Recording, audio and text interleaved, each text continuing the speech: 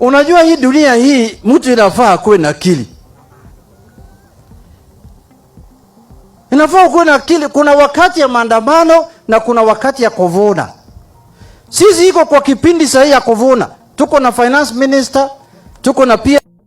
Sasa wao wanataka kuchukua kasi nyingine. Baba mwenyewe alituacha kwa serikali ya broad based. Tumehand over maandamano kwa wengine. Tumesema Rigathi, jaribu hiki kitu tafadhali.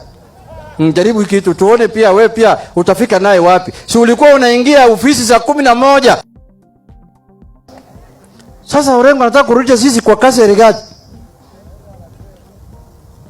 So mimi kwa kumalizia nataka kusema hivi.